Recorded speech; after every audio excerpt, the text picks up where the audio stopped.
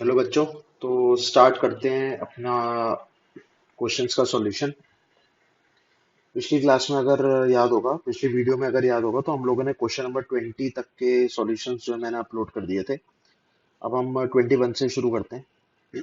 Let's start the solutions. तो सबसे पहले रीड करते हैं क्वेश्चन को।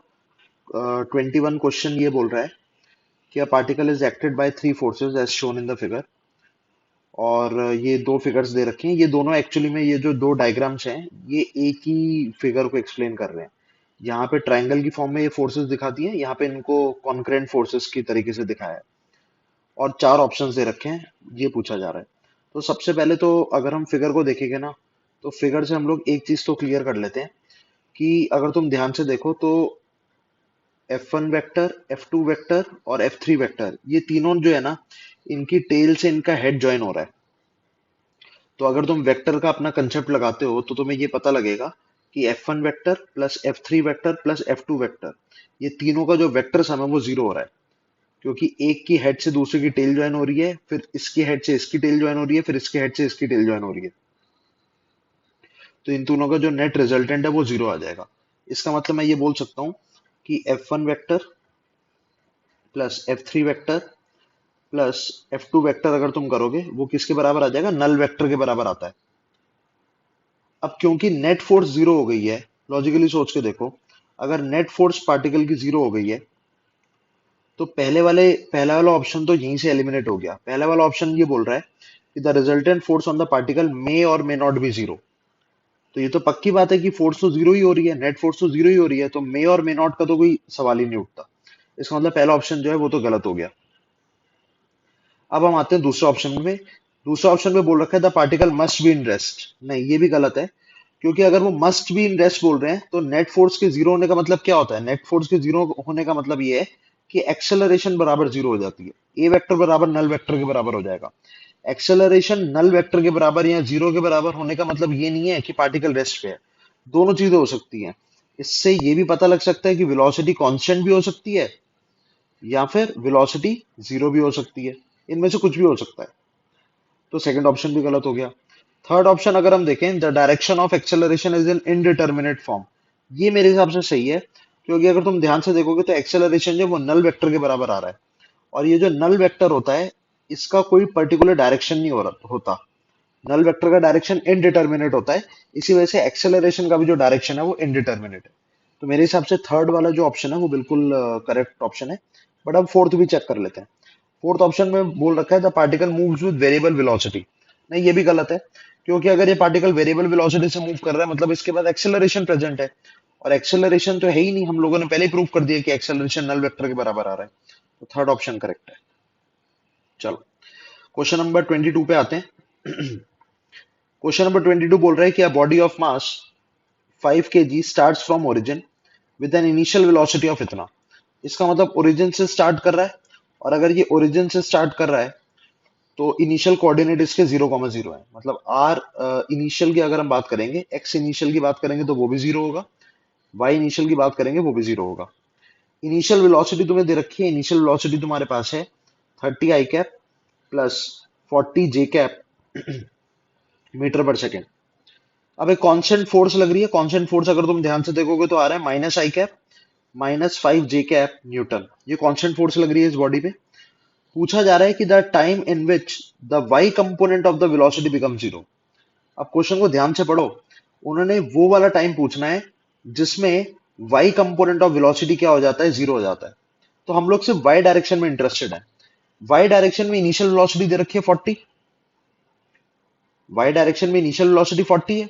वाई डायरेक्शन में फोर्स लग रही है -5 जे कैप। मतलब वेलोसिटी तो प्लस जे कैप में है, बट जो फोर्स लग रही है वो -5 जे कैप लग रही है। मतलब फोर्स लग रही है 5 न्यूटन माइनस जे कैप डायरेक्शन में।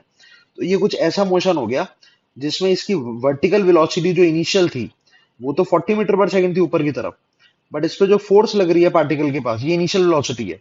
बट जो फोर्स लग रही है वो नीचे की तरफ लग रही है। वो कितनी लग रही है? 5 न्यूटन की लग रही है।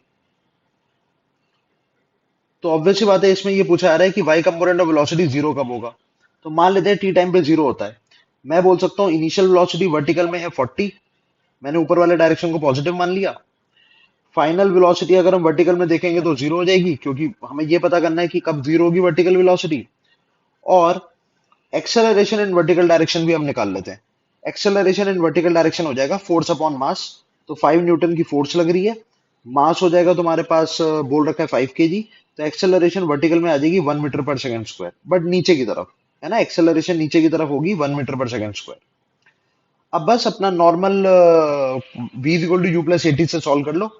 वर्टिकल डायरेक्शन में तो v की वैल्यू है 0, इनिशियल वेलोसिटी वर्टिकल में 40, और माइनस का एक्सेलरेशन है 1 मल्टीप्लाइड बाई टी। तो यहां से जब सॉल्व करोगे तो t की वैल्यू कितनी निकल के आएगी, t will come out to be 40 seconds. तो जब भी वर्टिकल की चीजें पूछी जा रही हैं तो सिर्फ वर्टिकल डायरेक्शन में जो है वो तुम कैलकुलेट करोगे, वर्टिकल डायरेक्शन को यूज करोगे अगर सिर्फ वर्टिकल में पूछी जा रही है। तो मेरे हिसाब से जो इसका करेक्ट आंसर आएगा दैट विल बी थर्ड। चलिए आगे बढ़ते हैं, क्वेश्चन नंबर 23 पे आते हैं। क्वेश्चन नंबर 23 क्या कहना चाह रहा है कि a man sits on a chair supported by rope passing over a frictionless fix pulley. इस क्वेश्चन को ध्यान से सुनना।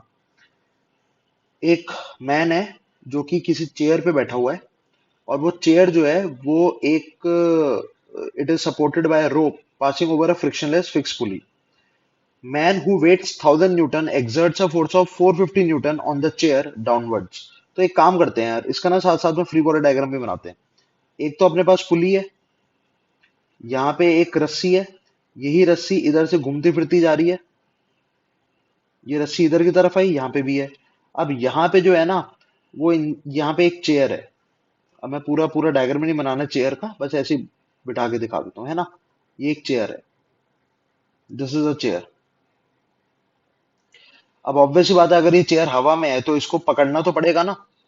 तो ये चेयर जो है ना ये बंधी हुई है किससे, ये चेयर तुम्हारी बंधी हुई है इस पर्टिकुलर यहां से, ये चेयर यहां से बंधी हुई है, इस स्ट्रिंग के थ्रू बंधी हुई है ये, ठीक है। और इस चेयर पे एक बंदा बैठा हुआ है, इस चेयर पे एक बंदे को भी बिठा देते हैं। लो भाई, एक बंदा इस पे बैठ गया, ये मैन है, ये हो गया मैन। सुनते रहना बस ध्यान से, अच्छा क्वेश्चन है। तो ये मैन हो गया, ये चेयर हो गई।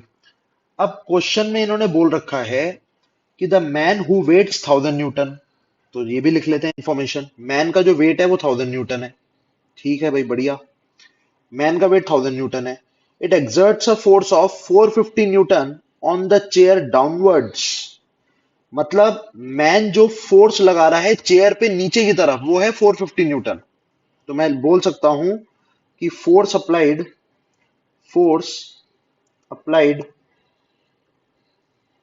By man on chair is 450 Newton downwards. 450 Newton तो लगा रहा है, बट नीचे की तरफ लगा रहा है, डाउनवर्ड डायरेक्शन में लगा रहा है, ठीक है भाई बढ़िया। और साथ में क्या बोल रखा है, while pulling the rope on the other side. मतलब ये वाला जो मैन है ना, ये जो मैन है ये बेसिकली इस वाली रस्सी को पुल भी कर रहा है। तो एक काम करते हैं, इस रस्सी को थोड़ा नीचे लेके जाते हैं और मान लेते हैं कि ये जो मैन है ये इस पर्टिकुलर रस्सी को पुल कर रहा है। अब मैंने थोड़ा सा इस डायग्राम को मॉडिफाई करता हूं, ये मैन इस रस्सी को पुल कर रहा है, ठीक है। तो मैं ऐसे सोच लो, ये पुल कर रहा है। अब अगर पुल करेगा रस्सी को तो ऑब्वियस बात है इसके अंदर टेंशन डेवलप होगी। तो मान लेते हैं जो टेंशन डेवलप हुई है वो ऊपर की तरफ डेवलप हुई है, और यही सेम टेंशन यहाँ पे भी डेवलप होगी। तो ये वाली टेंशन हम यहाँ पे भी दिखा देते हैं टी। तो बेसिकली हो क्या रहा है, ये जो मैन है ना ये इस रस्सी को पुल कर रहा है नीचे की तरफ। अब अगर मैन रस्सी को नीचे की तरफ पुल करेगा तो रस्सी मैन को ऊपर की तरफ पुल करेगी, जिसकी मैंने वैल्यू दिखा दी है T. If the chair weights 250 newton, मतलब चेयर का जो वेट है वो किसके बराबर है, वो है 250 न्यूटन के बराबर। चेयर का वेट जो है वो 250 न्यूटन के बराबर है। तो पूछ रखा है what is the acceleration of the chair. ये चेयर कितनी एक्सेलरेशन से एक्सेलरेट कर रही है, ये अपने को निकालना है। मान लेते हैं कि ये जो चेयर है ये ऊपर की तरफ जा रही है ए एक्सेलरेशन से, ठीक है। तो चेयर की जो एक्सेलरेशन है वो मैंने ए मान ली। अब इसमें एक काम करते हैं, सबसे पहले ना एफबीडी बनाते हैं।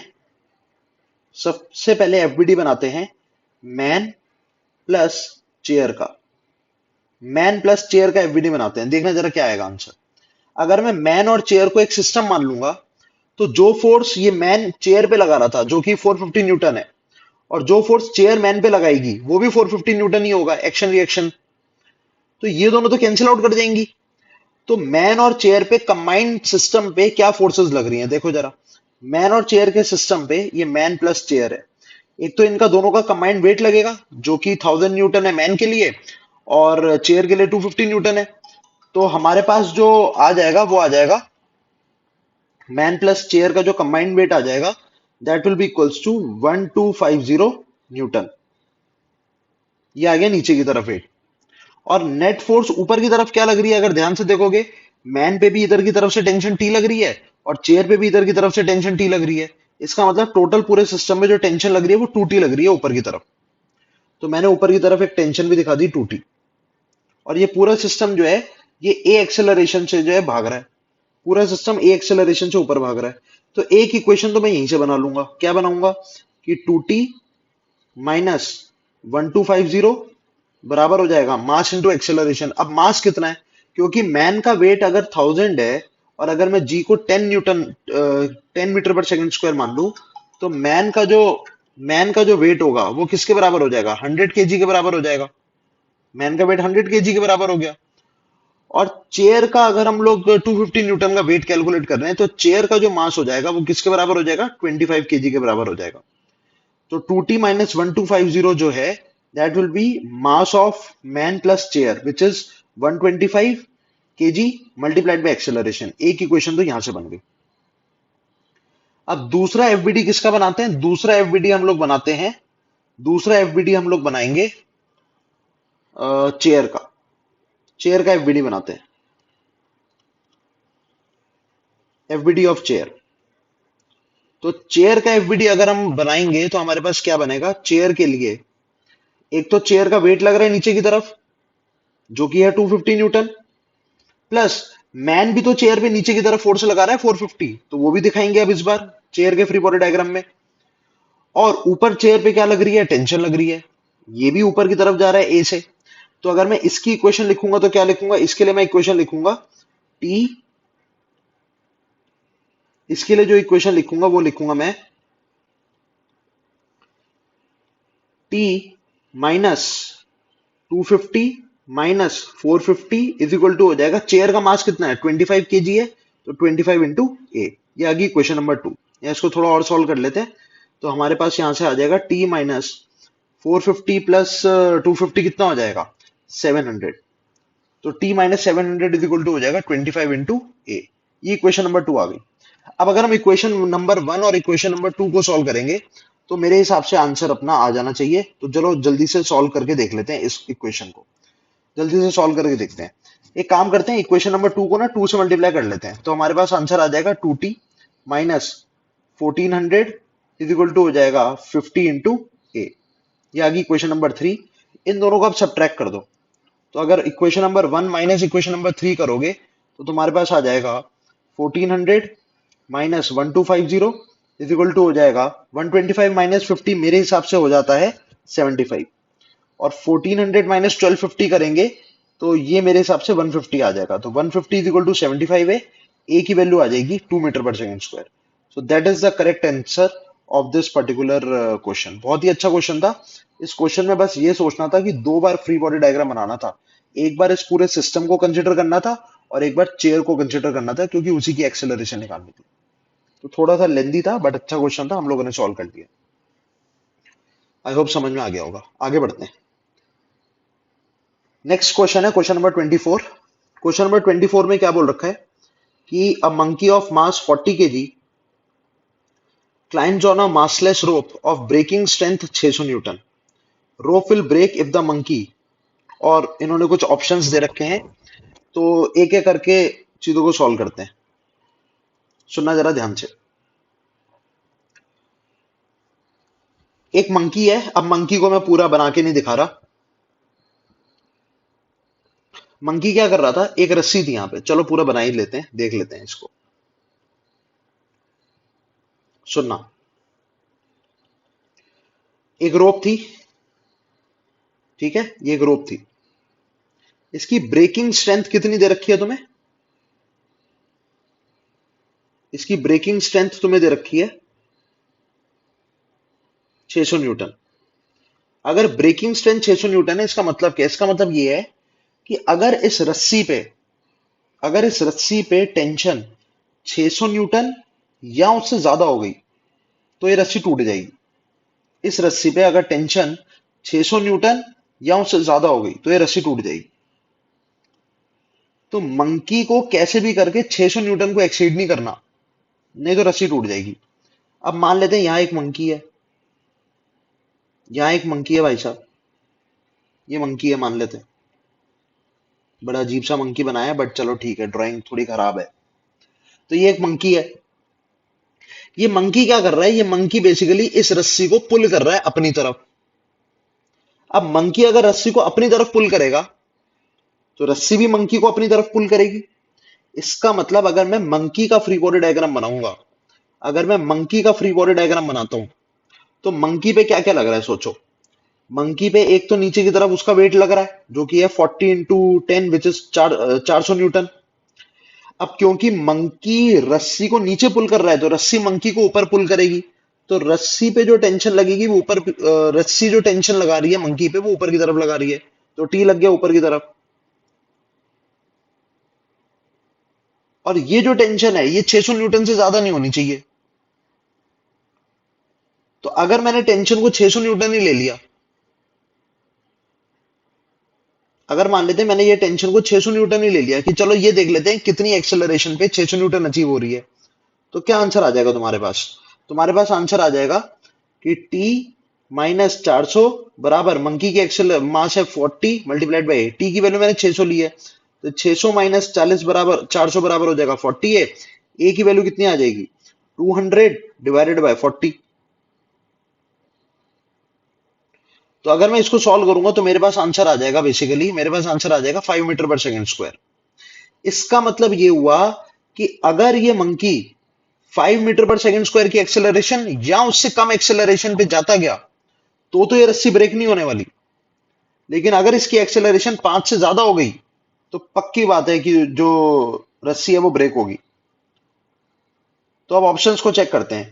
पहला ऑप्शन है climbs up with a uniform acceleration of 6 metre पर सेकंड। ये तो वैसे ही गलत है क्योंकि 6 मीटर पर सेकंड तो वेलोसिटी होती है। दूसरा option climbs up with a velocity sorry with an acceleration of 6 metre पर सेकंड स्क्वायर। ये सही है क्योंकि अगर एक्सेलरेशन 5 से ज्यादा हो जाएगी तो रस्सी टूट जाएगी। इसका मतलब सेकंड आंसर करेक्ट है। थर्ड और फोर्थ आंसर देखोगे तो 4 और 5 आ रहा है। 5 पे भी रस्सी नहीं टूटेगी, 4 पे भी रस्सी नहीं टूटेगी क्योंकि इन दोनों के लिए जो टेंशन है वो 600 से कम चाहिए। लेकिन अगर तुम 6 मीटर पर सेकंड स्क्वायर करोगे तो पक्की बात है रस्सी टूटेगी। तो मेरे हिसाब से जो आंसर आएगा that will come out to be कितना आएगा? सेकंड आंसर आना चाहिए। चलो आगे बढ़ते हैं, क्वेश्चन नंबर 25 को सॉल्व करते हैं। क्वेश्चन नंबर 25 में बोल रखा है कि horizontal force F pushes on a 4 kg block which pushes against a 2 kg block. मतलब बेसिकली क्या कर रहे हैं, एक फोर्स F लगा रहे हैं जिसने 4 kg को पुश करा और 4 kg वाला किसको पुश करेगा? 2 kg वाले को। पूरा सिस्टम आगे की तरफ जाएगा।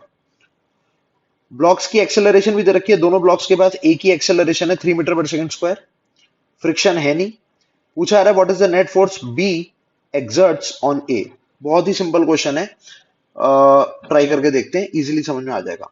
एक काम करते हैं, बी का ही फ्री बॉडी डायग्राम बना लेते हैं क्योंकि हमें पता करना है कि बी ए पे कितनी फोर्स लगा रहा है।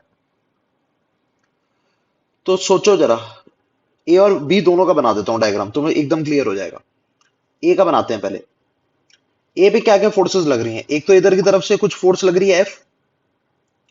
अच्छा, ए जो है वो बी को पुश भी तो कर रहा है, ए बी को पुश भी तो कर रहा है आगे की तरफ, तो बी भी तो ए को पुश करेगा पीछे की तरफ। तो ए पे इधर की तरफ एक नॉर्मल भी लग रही है, इसी नॉर्मल को मुझे निकालना है, मान लेते हैं इसको एन। और ये ए इधर की तरफ जा रहा है 3 मीटर पर सेकंड स्क्वायर से। ये तो हो गया ए का फ्री बॉडी डायग्राम। बट इससे हम एन निकाल नहीं पाएंगे क्योंकि हमें एफ के बारे में भी नहीं पता। अगर फोर्स पता होती कितनी लग रही है तो हम एन निकाल लेते। तो एक काम करते हैं, बी का फ्री बॉडी डायग्राम बनाते हैं। अगर हम बी का फ्री बॉडी डायग्राम बनाएंगे जो कि 2 kg का पार्टिकल है, तो इस पे क्या हो रहा है? इस पे सिर्फ और सिर्फ ए की फोर्स लग रही है जो ए लगा रहा है बी पे। और ए बी पे कितनी फोर्स लगाएगा? जितनी बी ए पे फोर्स लगाएगा।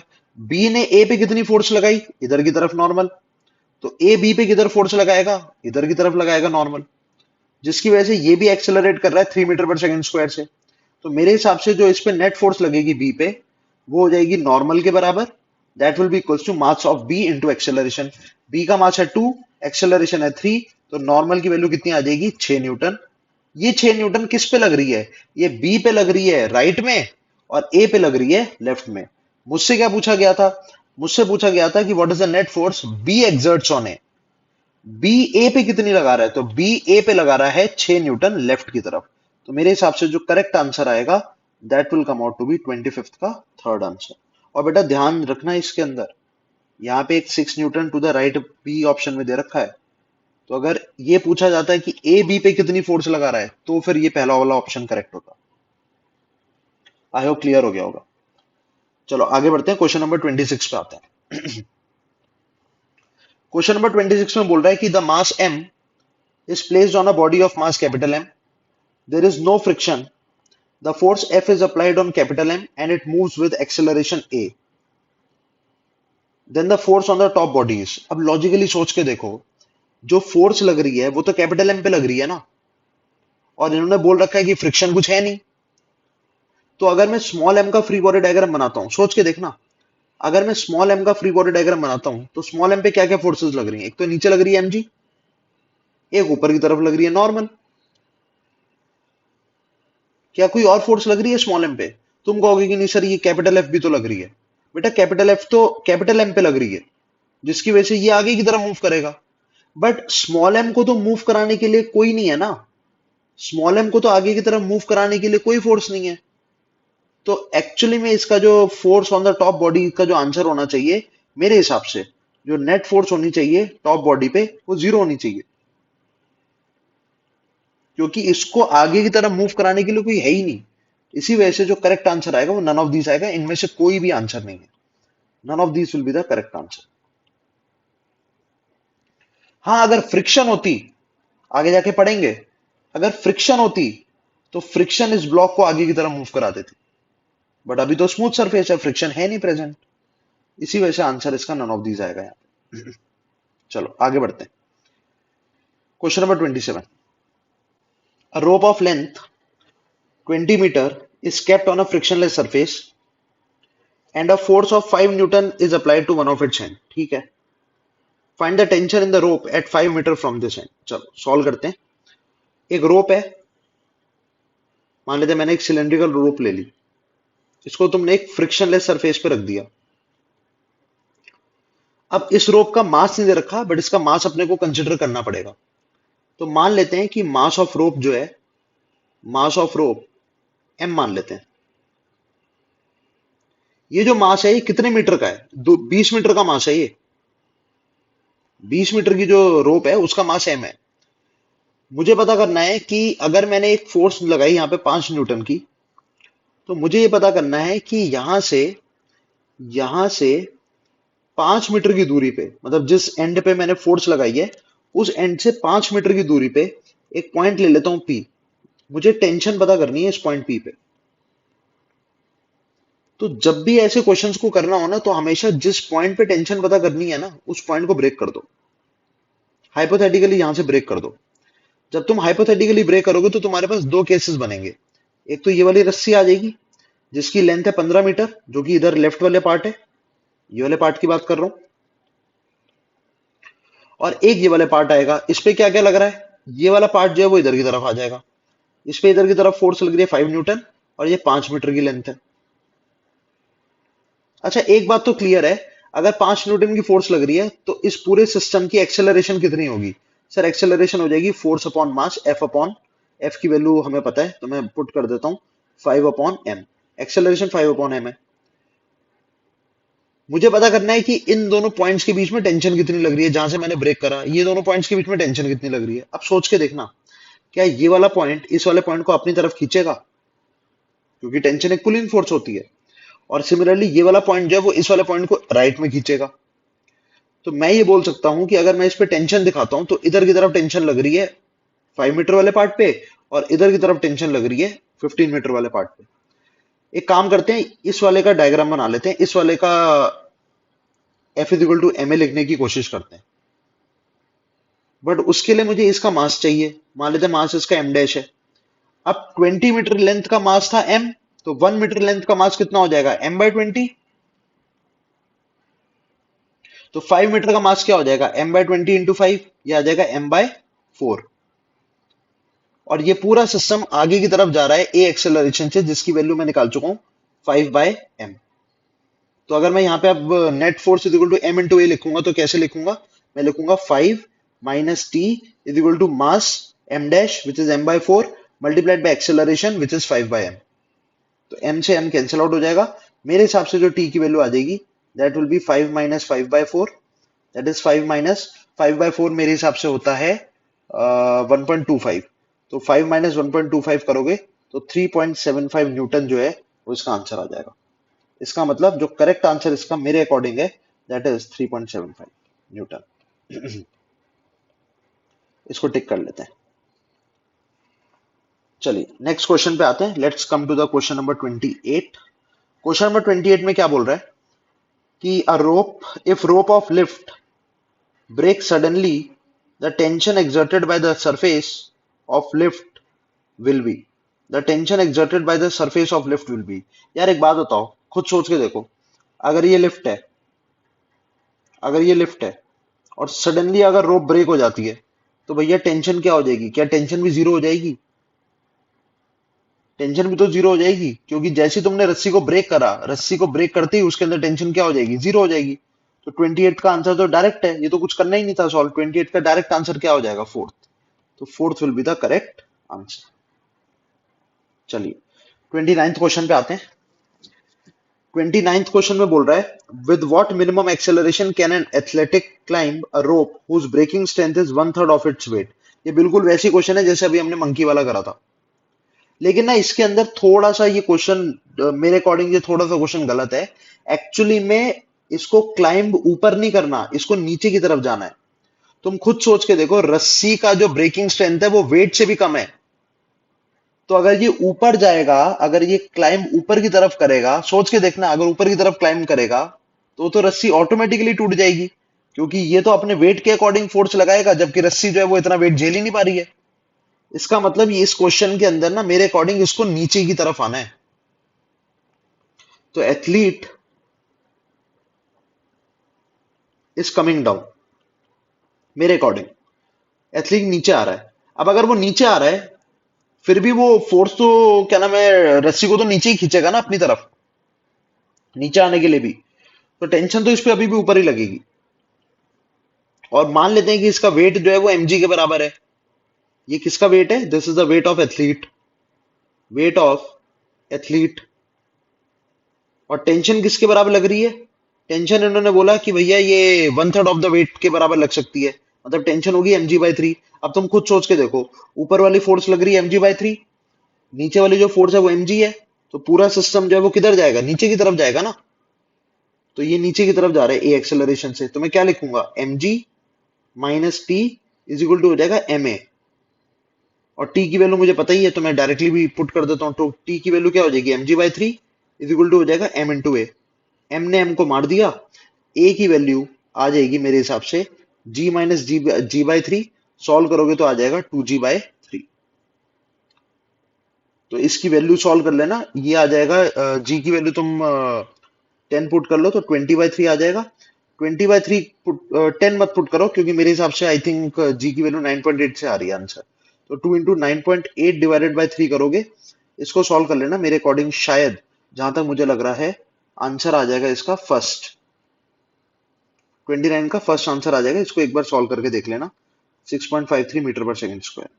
तो बस इस चीज का ध्यान रखना कि जो एथलीट है वो नीचे की तरफ आ रहे हैं एक्सेलरेशन से, तभी ये इक्वेशन वैलिड हो पाएगी। अगर ये ऊपर की तरफ जाता तो पॉसिबल ही नहीं होता, क्योंकि mg/3 ऊपर लग रही है मैक्सिमम, तो ऊपर की तरफ तो जा ही नहीं सकता था, ये नेट फोर्स नीचे की तरफ आनी थी। क्लियर हो गया होगा तुम्हें। चलो क्वेश्चन नंबर 30 पे आते हैं अब। क्वेश्चन नंबर 30 बोल रहा है कि एक मास है, कार है, मास 1000 kg की। It is moving with a velocity of 15 metre पर second and it is acted upon by a forward force of 500 newton. Due to the engine and retarding force of 120 newton due to friction, what will be its velocity after 10 seconds. मेरे हिसाब से बहुत simple question है। एक car है, उस car की initial velocity थी 15 मीटर पर सेकंड।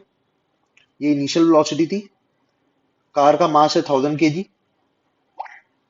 कार का मास 1000 kg है। इस पे एक तो 500 न्यूटन की फोर्स लग रही है। एक तो इस पे 500 न्यूटन की फोर्स लग रही है आगे की तरफ, और एक इस पे फ्रिक्शन की वजह से पीछे की तरफ फोर्स लग रही है 120 न्यूटन। तो मैं अगर इसके नेट फोर्स की बात करूंगा तो नेट फोर्स आ जाएगी 500 माइनस 120, ये आ जाएगा 380। 380 न्यूटन की नेट फोर्स लग रही है। तो इस कार की एक्सेलरेशन क्या हो जाएगी, 380 डिवाइडेड बाय 1000। सॉल्व करोगे तो ये एक्सेलरेशन आ जाएगी 0.38 मीटर पर सेकंड स्क्वायर, बट पीछे की तरफ ए आ रहा है। इन्होंने पूछा what will be its velocity after 10 second. मान लेते हैं 10 सेकंड बाद इसकी वेलोसिटी v हो गई।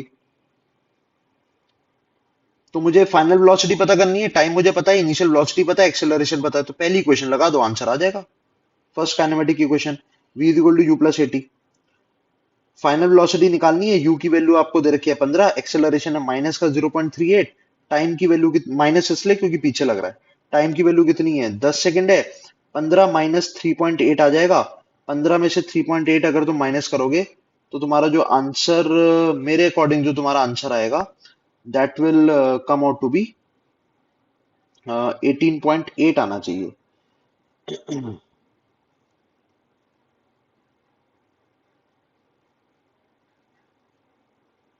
मेरे हिसाब से गलत आंसर आ रहा है यार, एक बार चेक कर लेते हैं इसको।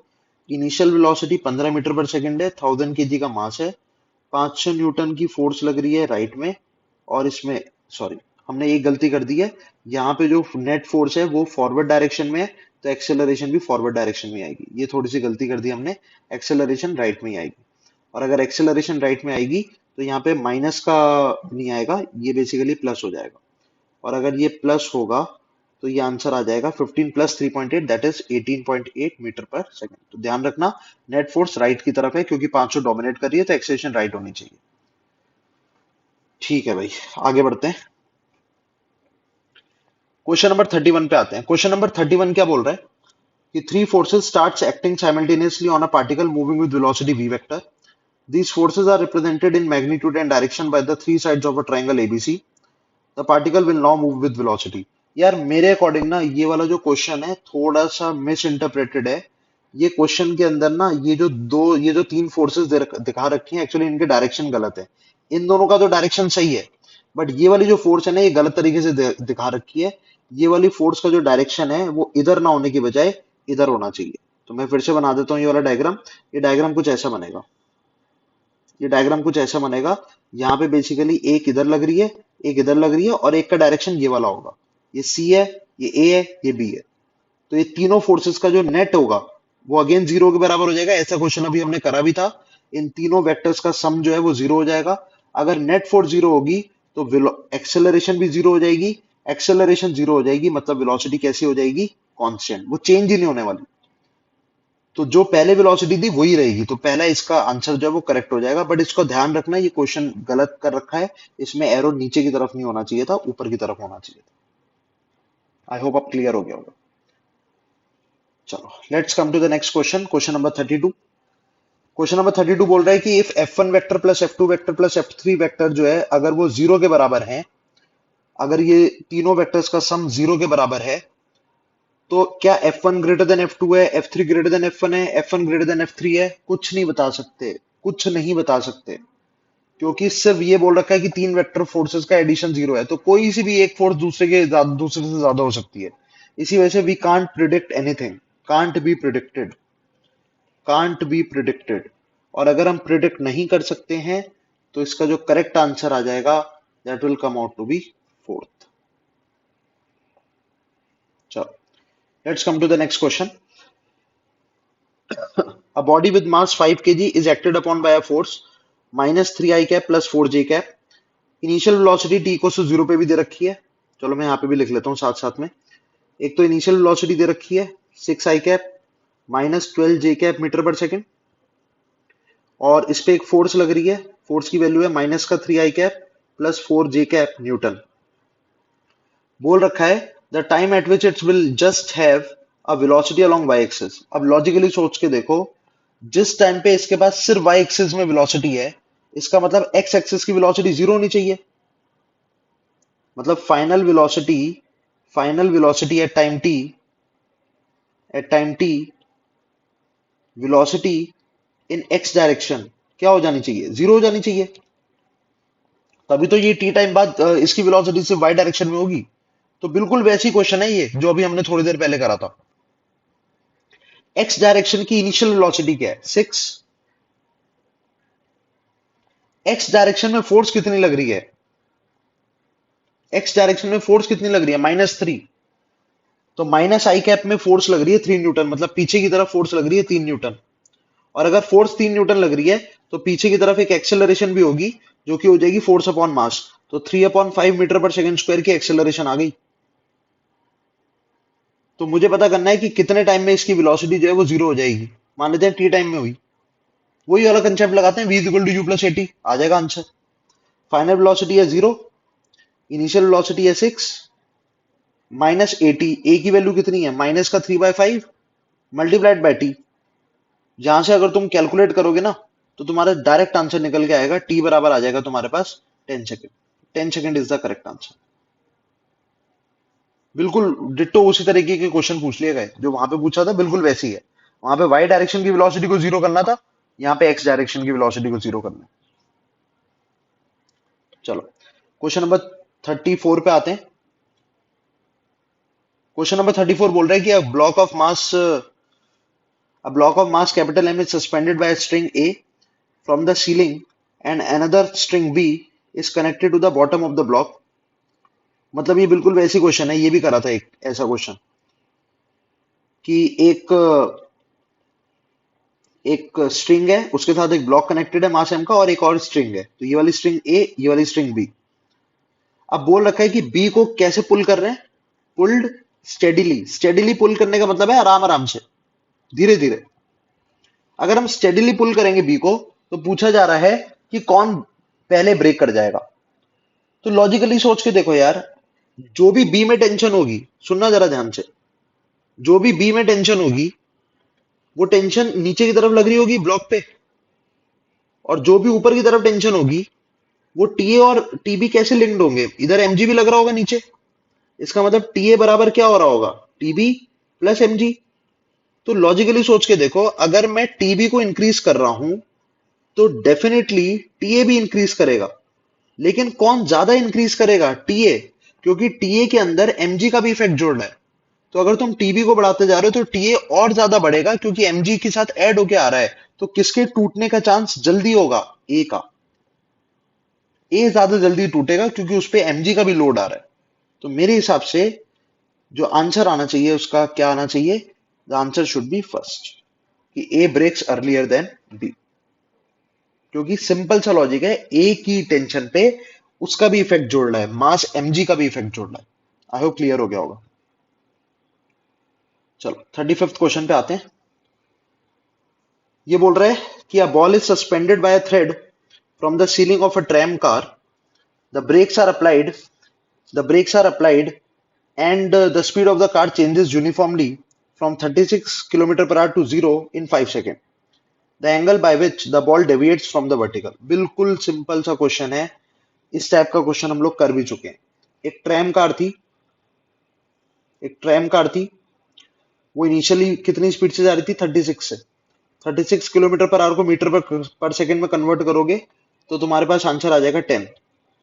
इस पे सडनली तुमने ब्रेक लगाई तो इनिशियल वेलोसिटी 10 है। सडनली ब्रेक लगाई, फाइनल वेलोसिटी जीरो हो गई। कितने टाइम में ये जीरो हुई? 5 सेकंड में।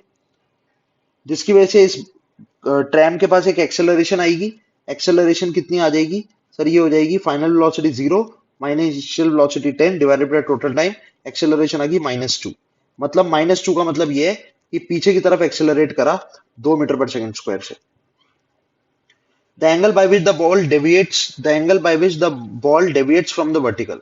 अब मान लेते हैं कि यहाँ पे तुम्हारे पास एक रस्सी है। अब ये रस्सी के साथ एक बॉल अटैच्ड है मास एम की। ये रस्सी के साथ एक बॉल अटैच्ड है मास एम की। अब जब तुम ब्रेक लगाओगे इस ट्रैम पे तो ये एक्सेलरेशन पीछे की तरफ है। तो क्या ये जो बॉल है ये इधर की तरफ स्लाइड करेगी? ये राइट में जाएगी बेसिकली, एक्सेलरेशन के अपोजिट डायरेक्शन में। ऐसा इसलिए होगा क्योंकि इसके इनर्शिया ऑफ मोशन की वजह से ये रेस्ट पे आना नहीं चाहती थी, तो ये इधर की तरफ जाएगी। तो मान लेते हैं कि ये जब इधर की तरफ पहुंची तो इसने कुछ एंगल थीटा बना लिया वर्टिकल से। मुझे यही थीटा पता करना है। तो मैं अगर चाहूं तो मैं इसको शूडो फोर्स से भी सॉल्व कर सकता हूं बहुत इजीली। ध्यान से सुनना। अगर मैं विद रिस्पेक्ट टू ट्रैम का डायग्राम बनाऊंगा, मैं यहां पे बना देता हूं। अगर मैं विद रिस्पेक्ट टू ट्रैम का diagram, sorry, with respect to tram पे बैठ जाता हूं मैं, तो ब्लॉक एम पे क्या क्या फोर्सेस लग रही हैं? एक तो इधर की तरफ लग रही है टेंशन टी, ये वाला एंगल वर्टिकल से थीटा बन रहा है।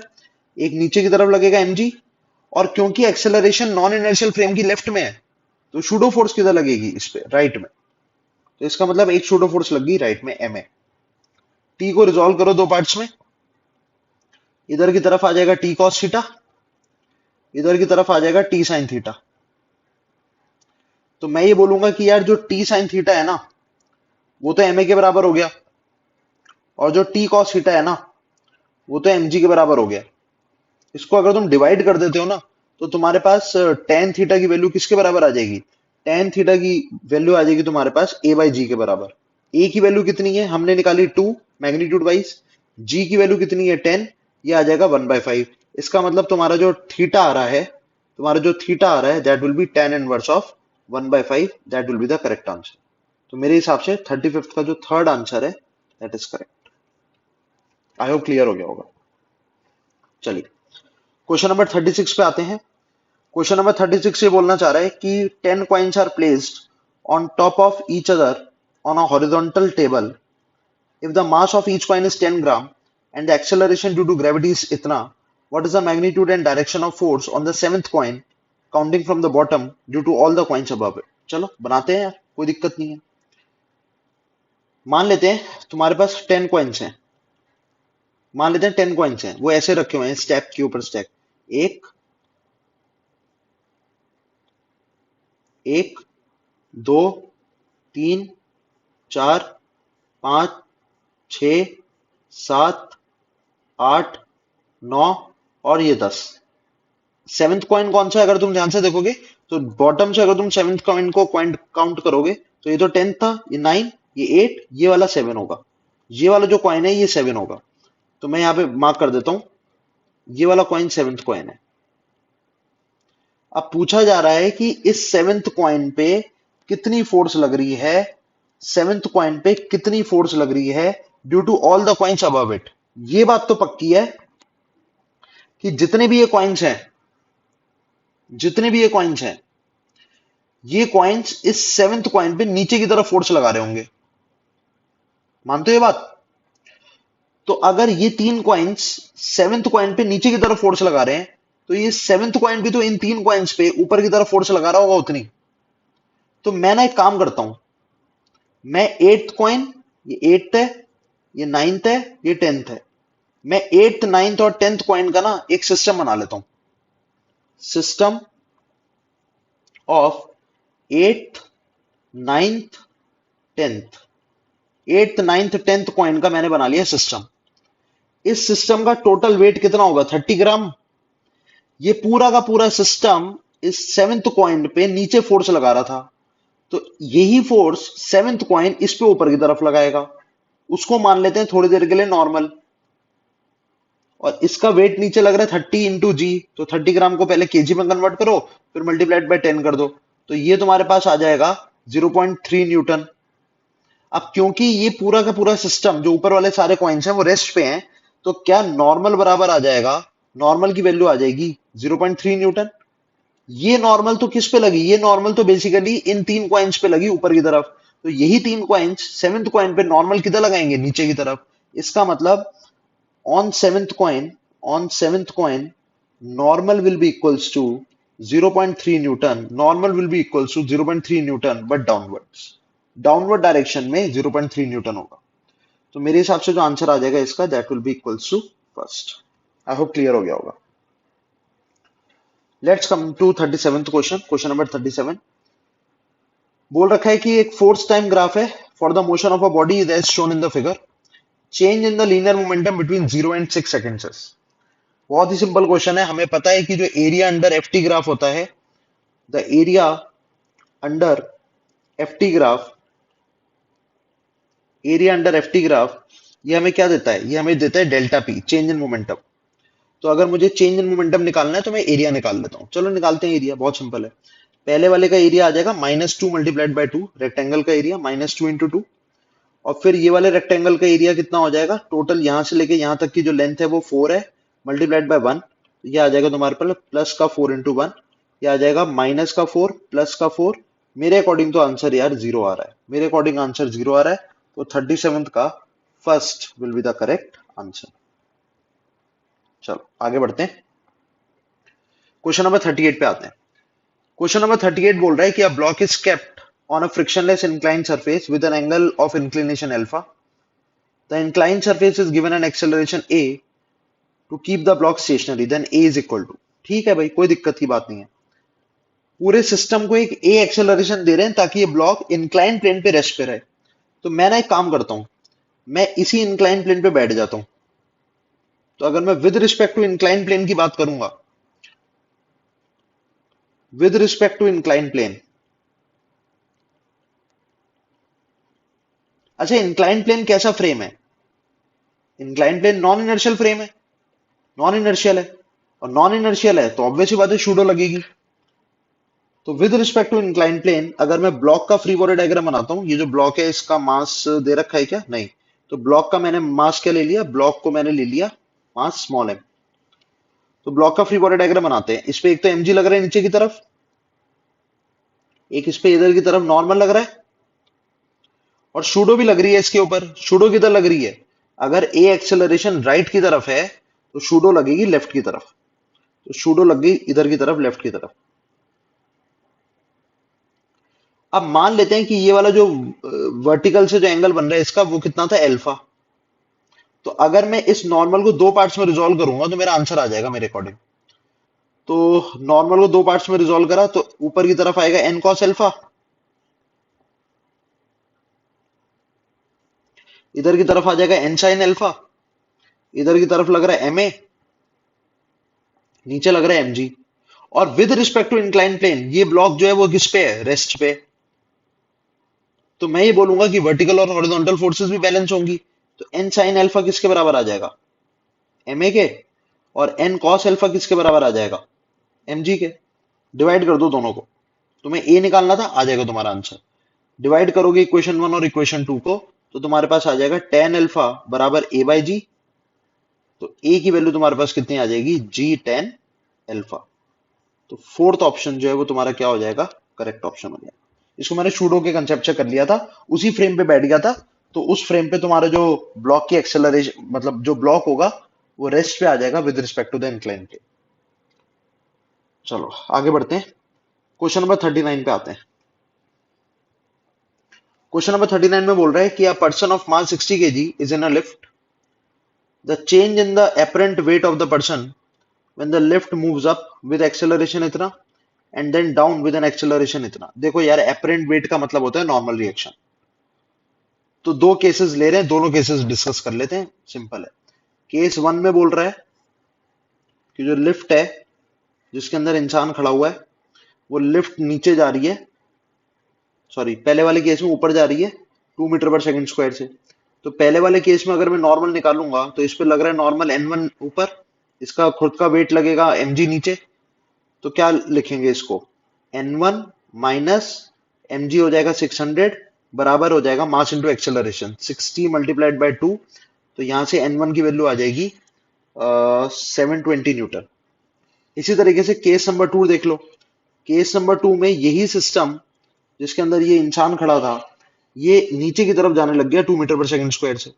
फिर से वही फ्री बॉडी डायग्राम बनाओ, mg नीचे, इस बार नॉर्मल मान लेते हैं n2 लग रहा है, बट इस बार क्योंकि सिस्टम नीचे जा रहा है तो इक्वेशन लिखूंगा 600 माइनस n2 बराबर हो जाएगा 60 इंटू 2। यहां से अगर तुम n2 कैलकुलेट करोगे तो तुम्हारे पास मेरे हिसाब से आ जाएगा 480 न्यूटन। तो 720 और 480 अगर तुम कैलकुलेट करोगे तो 39 का जो तुम्हारा आंसर निकल के आ जाएगा वो 240 न्यूटन निकल के आ जाएगा। क्योंकि तुम्हें एपरेंट वेट का डिफरेंस निकालना था ना, तो तुम्हें N1 माइनस एन टू करना था। N1 माइनस एन टू करो, 720 माइनस 480 करोगे, 480 प्लस ये आ जाएगा तुम्हारे पास 240 न्यूटन। आई होप क्लियर हो गया होगा। तो 39 का मेरे अकॉर्डिंग जो आंसर आएगा that will B second.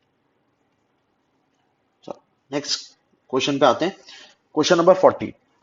Question number 40 में बोल रहा है कि the block is placed in a frictionless surface in gravity free space. A heavy string of a mass m is connected and force F is applied on the string. Then the tension at the middle of the rope is। बिल्कुल वैसी question है जैसे मैंने बताया था। पहले इस पूरे सिस्टम को एक मान लो। अगर मैं एक सिस्टम कंसिडर करूं capital M plus small M का, तो capital M plus small M पे क्या फोर्स लग रही है? एक ही फोर्स लग रही है एफ, जिसकी वजह से इसके पास एक एक्सेलरेशन आ जाएगी। कितनी एक्सेलरेशन आ जाएगी वही तो निकालनी है। तो एक्सेलरेशन इसके पास आ जाएगी force divided by a is equal to हो जाएगा F divided by capital M plus small M. अब तुम्हें किस पार्ट की टेंशन चाहिए? मिडल ऑफ द रोप की टेंशन चाहिए। तो मैंने बोला था जहां पे टेंशन चाहिए वहां से ब्रेक कर दो इस रस्सी को। ब्रेक करोगे तो तुम्हारे पास दो केसेस बनेंगे। एक तो कैपिटल एम के साथ आधी रोप आ जाएगी, इसका मास m/2 हो जाएगा रोप का, क्योंकि टोटल रोप का मास m था तो आधी रोप का m/2। और एक आ जाएगी ये वाली, इसका मास भी m/2 हो जाएगा, इस पे लग रही है फोर्स f। ये दोनों ही a एक्सेलरेशन से आगे जा रहे हैं। अच्छा एक और चीज, ये वाले पॉइंट पे टेंशन इधर लग रही होगी और उधर वाले पॉइंट पे टेंशन इधर लग रही होगी। तो मैं इसके अकॉर्डिंग इक्वेशन लिख लेता हूं। क्या लिखूंगा? F माइनस टी बराबर m/2 मल्टीप्लाइड बाय a। तो F माइनस टी बराबर हो जाएगा m/2 इंटू a की वैल्यू कितनी है अभी निकाली थी, F upon capital M plus small m। तो ये मेरे पास आ गया मास इंटू एक्सेलरेशन करके m/2 multiplied by capital F by capital M plus small m। तो मेरे अकॉर्डिंग जो आंसर आ जाएगा दैट विल बी टी बराबर F minus M F divided by 2 into capital M plus small m। इसको solve करके जब तुम आंसर निकालोगे फाइनल, तो आंसर आ जाएगा तुम्हारा फर्स्ट। तो टी बराबर आ जाएगा m/2 plus capital M multiplied by F divided by small m plus capital M। इसको सॉल्व कर लेना, बस इसका एलसीएम लेना, एलसीएम लेके तुम्हारा आंसर आ जाएगा। तो first will be the correct answer. आओ क्वेश्चन नंबर 41 देख लेते हैं। क्वेश्चन नंबर 41 में बोल रहा है कि तुम्हारे पास दो बॉडीज हैं, एक 5 केजी की है और एक 4 केजी की है। इनको एक रस्सी से टाई कर दिया, एक्सेलरेशन ऑफ 5 केजी बतानी है। बहुत ही सिंपल क्वेश्चन है, डायरेक्टली भी कर सकते हो और इक्वेशंस बना के भी कर सकते हो। तो मैं डायरेक्टली कर देता हूं। देखो कभी भी अगर किसी सिस्टम पे सेम एक्सेलरेशन लग रही हो, ये पुली है, यहाँ पे एक ब्लॉक था 5 केजी का, ये नीचे जा रहा है ए से। ऑब्वियस सी बात है ये वाला जो 4 केजी है ये भी तो राइट में ए से ही जाएगा। और ऊपर की तरफ यहाँ पे क्या लग रही है? ऊपर की तरफ यहाँ पे लग रही है टेंशन टी। यहाँ पे क्या लग रही है? 50 न्यूटन। यहाँ पे क्या लग रही है? T tension. तो मैं इक्वेशन लिखूंगा तो क्या लिखूंगा? 50 माइनस टी बराबर हो जाएगा 5a और टी बराबर क्या हो जाएगा? 4a। Equation number 1, equation number 2 add कर दो दोनों को। जैसे ही दोनों को ऐड करोगे तो टी से टी कैंसिल आउट हो जाएगा। Equation number 1 plus equation number 2 करोगे, टी से टी कैंसिल आउट हो गया। 50 बराबर क्या हो जाएगा? 9a। तो a की वैल्यू कितनी आ जाएगी तुम्हारे पास? a की वैल्यू आ जाएगी 50 डिवाइडेड बाय 9। तो इसका आंसर जो है मेरे अकॉर्डिंग आना चाहिए 5.55 मीटर पर सेकेंड स्क्वायर। 5.55 मीटर पर सेकेंड स्क्वायर। तो fourth is the correct answer. चलो क्वेश्चन नंबर 42 पे आते हैं। क्वेश्चन नंबर 42 बोल रहा है कि थ्री इक्वल मासेस हैं A B and C are pulled with a constant force F. ये ए नहीं होना चाहिए था, ये एफ होना चाहिए था। इसको करेक्ट कर लो जरा। ये तुम्हारा जो है ये एफ होना चाहिए था, यहाँ पे एफ आएगा। The ratio of the tension between A B and B C is. कर लेते हैं, बहुत सिंपल क्वेश्चन है। सारे मासेस इक्वल हैं तो मैंने सबको एम मान लिया। तो मैं यहाँ पे लिख देता हूँ, ये सी है, ये बी है, ये आपका ए है और यहाँ पे आप फोर्स लगा रहे हो एफ। मान लेते हैं यहाँ पे टेंशन T1 डेवलप हुई है और यहाँ पे टेंशन T2 डेवलप हुई है। पूरा सिस्टम ए एक्सेलरेशन से आगे जाएगा। एक्सेलरेशन की वैल्यू हो जाएगी total force divided by total mass. पूरे सिस्टम को अगर मैं कंसिडर कर लूं तो टोटल मास हो जाएगा 3m। अब इंडिविजुअल ब्लॉक्स के बारे में बात कर लेते हैं। इस वाले ब्लॉक का अगर हम फ्री बॉडी डायग्राम बना के इक्वेशन लिखेंगे तो लिखेंगे T1 F-T1 बराबर हो जाएगा, मास की वैल्यू कितनी है m मल्टीप्लाइड बाय ए की वैल्यू F/3m। m ने m को मार दिया तो यहां से T1 की वैल्यू तुम्हारे पास कितनी आ जाएगी, F-F/3, that is equal to 2F/3। इसी तरीके से हम लोग C का फ्री बॉडी डायग्राम बना लेते हैं। तो C में सिर्फ T2 लग रहा है, तो T2 की वैल्यू क्या हो जाएगी, mass into acceleration m into F/3m। तो ये कैंसिल आउट हो जाएगा तो ये आ जाएगा F/3। अब तुमसे पूछा जा रहा था कि ए बी और बीसी वाली जो टेंशन है उसमें क्या होगा। ए बी वाली टेंशन क्या है और बीसी वाली टेंशन क्या है। ए बी वाली जो टेंशन है वो तो T1 है और बीसी वाली जो टेंशन है वो T2 है। T1 की वैल्यू आई थी 2F/3, T2 की वैल्यू आई थी F/3, F/3 से F/3 कैंसिल, तो तुम्हारे पास क्या आ जाएगा 2:1। तो 42 का मेरे अकॉर्डिंग आंसर आ जाएगा 2:1, सेकंड ऑप्शन। चलो let's continue forward, question number 43 पे आते हैं। क्वेश्चन नंबर 43 बोल रहा है कि तुम्हारे पास दो ब्लॉक्स हैं M1 और M2 and M1 greater than M2 बोल रखा है, then the reading of the spring balances. यार ये बहुत सिंपल क्वेश्चन है। स्प्रिंग बैलेंस क्या होता है मैंने तुम्हें बताया भी था। Spring balance basically tension read करता है। स्प्रिंग बैलेंस क्या रीड करता है, spring balance reads tension in the spring. Spring balance के अंदर एक टेंशन, एक स्प्रिंग होता है, उस स्प्रिंग का जो टेंशन होती है वो रीड करके देता है। तो इनडायरेक्टली तुम्हें इस पूरे सिस्टम की टेंशन निकालनी थी। अब भले ये T1 T2 अलग अलग दे रखे हैं बट एक्चुअली में ये टेंशन सेम होगा। तो अगर मैं यहाँ पे इसका फ्री बॉडी डायग्राम बनाऊं, अगर मैं इसको दिखाता हूं तो M1 वाले ब्लॉक पे ना, M1 वाले ब्लॉक पे नीचे लग रहा है M1G, ऊपर लग रहा है T1।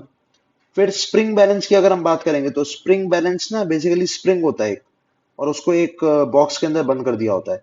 यहां तुम कह रहे हो कि सर T1 लग रही है, यहां तुम कह रहे हो T2 लग रही है। इस पे बेटा स्प्रिंग तो मासलेस है, और अगर स्प्रिंग आपका मासलेस है तो T1 किसके बराबर होनी चाहिए थी, T2 के बराबर होनी चाहिए, क्योंकि किसी भी पर्टिकुलर स्प्रिंग पे जो नेट टेंशन डेवलप होती है वो हमेशा सेम होती है। तो T1 और T2 बराबर है एक्चुअली में। और अगर तुम M2 का फ्री बॉडी डायग्राम बनाओगे तो M2 के लिए नीचे लग रहा है M2G, ऊपर लग रहा है T2, तो ये भी आपका बराबर होगा। अब इक्वेशन देख लेते हैं, इक्वेशन देखते हैं। अगर हम M1 वाले के लिए कंसिडर करेंगे तो आ जाएगा M1G माइनस T1 बराबर हो जाएगा M1 इंटू ए। मान लेते हैं ये नीचे जा रहा है A से और ये ऊपर जा रहा है A से। और उसके लिए लिखेंगे तो क्या लिखेंगे, T2 minus M2G is equal to हो जाएगा M2A। बिल्कुल स्टैंडर्ड क्वेश्चन है जैसे हम करते थे, और तुम्हें इसका आंसर भी याद होगा। इसका जो सॉल्यूशन निकल के आता था वो आता था 2M1 M2 into G divided by M1 plus M2। But अगर तुम रीडिंग दोगे स्प्रिंग बैलेंस की तो रीडिंग हमेशा किसके बराबर होती है, टेंशन डिवाइडेड बाय ग्रेविटी। हमेशा ग्रेविटी से डिवाइड करना होता है। तो आंसर आ जाएगा 2M1 M2 divided by M1 plus M2। मेरे अकॉर्डिंग जो करेक्ट आंसर आना चाहिए 43 का, जो करेक्ट आंसर होना चाहिए दैट शुड बी 3।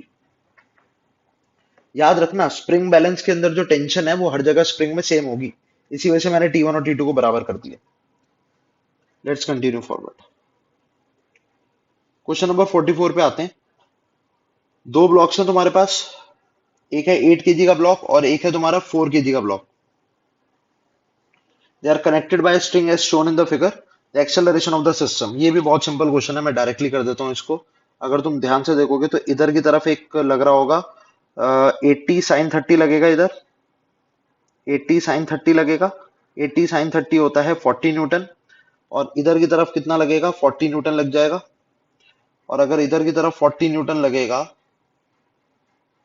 तो ये दोनों फोर्सेस तो बराबर हो गई। तो अगर ये दोनों फोर्सेस बराबर हो गई हैं तो नेट फोर्स सिस्टम पे क्या हो जाएगा, नेट फोर्स ऑन सिस्टम, ये दोनों को अगर मैं एक सिस्टम में मान लूं तो वो तो जीरो हो गई।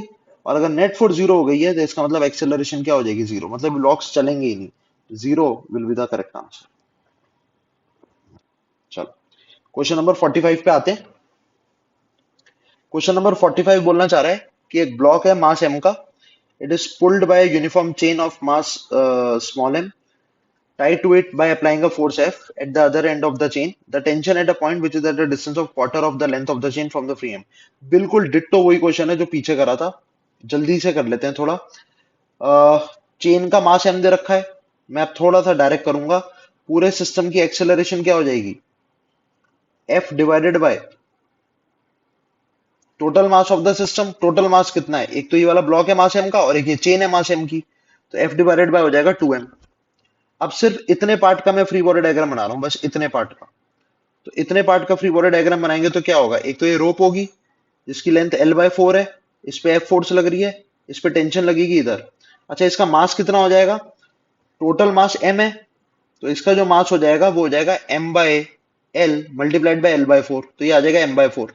और ये पूरा सिस्टम a एक्सेलरेशन से आगे जा रहा है, तो इक्वेशन लिखूंगा f माइनस टी बराबर m/4 multiplied by acceleration which is f/2m। Solve कर लेना इसको, तो m ने m को मार दिया, ये आ जाएगा तो हमारे पास f/8, t की वैल्यू आ जाएगी f minus f/8, that is equal to 7f/8। तो 45th का मेरे अकॉर्डिंग जो आंसर आ रहा है that is second, second answer आ रहा है भाई साहब। आओ नेक्स्ट क्वेश्चन करते हैं। क्वेश्चन नंबर 46 में क्या बोलना चाह रहा है, consider the system shown in the figure, the pulley and the string are light and all the surface are frictionless, tension in the string बतानी है। रस्सी में कितनी टेंशन डेवलप हुई है वो अपने को कैलकुलेट करना है, ठीक है, रस्सी की टेंशन कैलकुलेट करनी है अपने को। अब मुझे एक बात बताओ, सोच के बताना, अगर ये ब्लॉक नीचे जाएगा, अगर ये ब्लॉक नीचे जा रहा है ए एक्सेलरेशन से, तो इस पे कितनी फोर्स लग रही होगी, 10 न्यूटन। इसमें जो टेंशन डेवलप हुई होगी यहाँ पे टी है, मान लेते हैं ये ब्लॉक नीचे जा रहा है ए से, तो लॉजिकली सोचो यही टेंशन तो ये पूरी पूरी रस्सी तो एक ही है, तो यही टेंशन तो यहाँ पे भी डेवलप हुई होगी। तो ये ब्लॉक किधर जा रहा है, इस पे भी टेंशन इधर लग रही है लेफ्ट में। अब अगर इस पे टेंशन लेफ्ट में लगेगी तो ये भी उतनी ही एक्सेलरेशन से जाएगा इधर की तरफ, मान लेते हैं इसको ए, क्योंकि रस्सी टूट नहीं सकती तो एक्सेलरेशन सेम होनी चाहिए। अब इक्वेशन बना लो, इस वाले के लिए इक्वेशन क्या लिखोगे, इस वाले के लिए इक्वेशन लिखोगे 10 माइनस टी बराबर हो जाएगा 1 इंटू ए, इक्वेशन नंबर 1। इस वाले के लिए क्या इक्वेशन लिखोगे, इस पे बस टी लग रही है जो आगे इधर की तरफ लग रही है, वही एक्सेलरेशन प्रोवाइड कराएगी, तो इसके लिए इक्वेशन लिखोगे टी बराबर 1 इंटू ए। इक्वेशन नंबर 2 ऐड कर दो दोनों को 1+2, जैसे ही ऐड करोगे तो तुम्हारे पास आ जाएगा 10 बराबर 2a, तो तुम्हारे पास a की वैल्यू कितनी आ जाएगी, 5 मीटर पर सेकंड स्क्वायर। अब अगर a 5 मीटर पर सेकंड स्क्वायर आ गया तो टेंशन कितना हो जाएगा, 1 into A that is 5 Newton. तो करेक्ट आंसर हो जाएगा 5 न्यूटन। चलो क्वेश्चन नंबर 47 पे आते हैं। क्वेश्चन नंबर 47 जो है वो एक कंस्ट्रेंट मोशन का क्वेश्चन है, ऐसे क्वेश्चंस भी हम लोगों ने करे थे क्लास में, अभी भी कर लेते हैं। दो ब्लॉक्स है, एक M2 वाला ब्लॉक है, एक M1 वाला ब्लॉक है। इन दोनों के बीच में एक्सेलरेशन बतानी है, A1 और A2 की क्या रिलेशन है। M1 की एक्सेलरेशन तुम्हें A1 दे रखी है, M2 की एक्सेलरेशन A2 दे रखी है। मैं तो सेगमेंट वाला मेथड लगाता हूं, इसको करने के तरीके बहुत सारे हैं, मैं एक मेथड से सॉल्व कर देता हूं। देखो ये बात तो पक्की है कि ये वाली जो रस्सी है जो इस वाली पुली और इस वाले ब्लॉक के बीच में कनेक्टेड है, ये वाली रस्सी की लेंथ जो है ये चेंज नहीं होनी चाहिए। इसका मतलब अगर M2 A2 से नीचे जा रहा है तो जो पुली है वो भी नीचे जा रही है A2 से, तो एक्सेलरेशन ऑफ पुली भी क्या हो जाएगी, A2 डाउनवर्ड्स। बढ़िया भाई। अब क्योंकि मुझे पता है कि रस्सी की लेंथ चेंज नहीं हो सकती, तो मैंने यहाँ पे कुछ पॉइंट्स मार्क करे। एक पॉइंट 1 मार्क कर लिया यहाँ पे, एक 2, एक यहाँ पे 3, एक यहाँ पे 4, एक यहाँ पे 5 और एक यहाँ पे 6। इस रस्सी की लेंथ चेंज नहीं होनी चाहिए। Length of string is fixed, रस्सी की जो लेंथ है वो फिक्स होनी चाहिए। अगर रस्सी की लेंथ फिक्स है तो हम इस पूरी रस्सी पे घूमेंगे और हम देखेंगे कि कौन सी एक्सेलरेशन की वजह से लेंथ घट रही है और किसकी वजह से लेंथ बढ़ रही है। अगर तुम पॉइंट 1 को देखोगे, पॉइंट 1 वाला जो है वो राइट में जा रहा है, राइट में जाने की वजह से ये वाला जो पार्टिकल है ये रस्सी की जो स्ट्रिंग है उसको घटाना चाहेगा। अगर घटाएगा तो हम लोग क्या लिखेंगे, माइनस का x1। मान लेते हैं मैंने बोला कि डिस्प्लेसमेंट में कैलकुलेट कर लेते हैं। फिर इस पे आए, ये क्या कर रहा है, ये तो फिक्स पुली से कनेक्टेड है तो ये कुछ नहीं करेगा, ये भी फिक्स पुली से कनेक्टेड है ये भी कुछ नहीं करेगा। अब इस पे आओ, ये वाला पॉइंट ये मूवेबल पुली के साथ कनेक्टेड है, ये वाली जो पुली है ये नीचे जा रही है A2 के साथ, तो ये वाला पॉइंट भी नीचे जाएगा A2 के साथ। ये वाला पॉइंट इस रस्सी को, इस वाले पार्ट को बढ़ाना चाह रहा है, तो मैं क्या लिखूंगा, मैं लिखूंगा प्लस का x2। सिमिलरली ये वाला पॉइंट जो है ये भी इस पुली के साथ कनेक्टेड है, ये भी नीचे की तरफ जाना चाह रहा है, तो ये वाला पॉइंट को भी मैं क्या लिखूंगा, प्लस का x2, क्योंकि ये भी लेंथ को बढ़ाना चाह रहा है। और फाइनली फिर सिक्स वाले पॉइंट की बात करेंगे तो वो तो जीरो हो जाएगा क्योंकि रिजिड एंड से कनेक्टेड है। इसका मतलब x1 किसके बराबर आ जाएगा, x1 आ जाएगा 2x2 के बराबर, और इसी को तुम दो बार डिफरेंशिएट कर दोगे तो आ जाएगा a1 बराबर 2a2। तो करेक्ट आंसर जो मेरे अकॉर्डिंग आ जाएगा दैट विल बी सेकंड। चलो, इसको करने के और भी तरीके हैं बेटा, और भी तरीके तुम यूज कर सकते हो जो तुम्हें पता होगा या जो तुम्हें सूट करता है। मुझे ये सेगमेंट वाला मेथड बहुत सूट करता है तो मैं इसको कर लेता हूँ। चलो क्वेश्चन नंबर 48 पे आते हैं। 48th क्वेश्चन बोल रहा है body is acted on by force F is equal to 10 plus 2t newton, the impulse received by the body during the first 4 seconds. यार इनडायरेक्टली पता है क्या करना है, वेरिएबल फोर्स दे रखी है, इम्पल्स पता करना है। इम्पल्स का फॉर्मूला हुआ करता था चेंज इन मोमेंटम, मतलब तुम्हें वेरिएबल फोर्स का चेंज इन मोमेंटम निकालना है 4 सेकंड के लिए। तो change in momentum variable force के लिए कैसे होता है, इंटीग्रेशन एफ डी टी करना पड़ता है अगर तुम्हें याद हो, और 0 से लेके 4 सेकंड तक हम लोग इंटीग्रेट कर देंगे इसको। ऐसे ही निकालते थे change in momentum variable force के लिए। वही तुम्हारा इम्पल्स के बराबर होगा, यही तुम्हारी चीज किसके बराबर हो जाएगी, इम्पल्स के बराबर। तो चलो कैलकुलेट करते हैं। तो इम्पल्स को मैं आई से डिनोट कर लेता हूँ, ये हो जाएगा 10 plus 2t into D T, कहां से कहां तक, 0 से 4। 10 का इंटीग्रेशन कर लो, 10 का इंटीग्रेशन हो जाएगा 10t, और 2t का इंटीग्रेशन हो जाएगा 2t square by 2 that is t square. यहां से यहां तक इंटीग्रेट करिए 0 से 4 तक, यह आ जाएगा 10 इंटू 4 प्लस 4 का स्क्वायर, आंसर आ जाएगा 40 प्लस 16 56 न्यूटन सेकेंड आंसर है। तो इम्पल्स तुम्हारी आ गई है 56 न्यूटन सेकेंड। न्यूटन सेकेंड इसलिए क्योंकि न्यूटन और सेकेंड को मल्टीप्लाई कर रहे हैं, फोर्स और टाइम को मल्टीप्लाई कर रहे हैं, तो न्यूटन सेकेंड आपका आंसर आएगा। ये आंसर है 48 का। चलो 49th क्वेश्चन पे आते हैं। 49th क्वेश्चन क्या कहना चाह रहा है, ये कहना चाह रहा है कि an impulse is supplied to a moving object with the force at an angle of 120 degree with the velocity vector, the angle between the impulse vector and the change in momentum। भाई simple सा concept है, क्या impulse change in momentum के बराबर है? अगर impulse change in momentum के बराबर है तो जो डायरेक्शन चेंज इन मोमेंटम का होगा बेटा, क्या वही डायरेक्शन तुम्हारी इम्पल्स का भी होगा? इसका मतलब दोनों का डायरेक्शन कैसा है, सेम।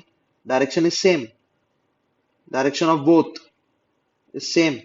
और अगर डायरेक्शन सेम है दोनों का तो भैया आपका आंसर क्या आ जाएगा 49 का, मेरे अकॉर्डिंग आंसर आ जाएगा सेकंड। तो ये तो सिंपल ही क्वेश्चन था, इसमें कुछ सॉल्यूशन थोड़ा ना करना था, बस एक कंसेप्ट ध्यान में रखना था कि इम्पल्स बराबर क्या होता है, टोटल चेंज इन मोमेंटम। चलो लास्ट क्वेश्चन कर लेते हैं, क्वेश्चन नंबर 50, फिर बाकी अगली वीडियो में कर लेंगे।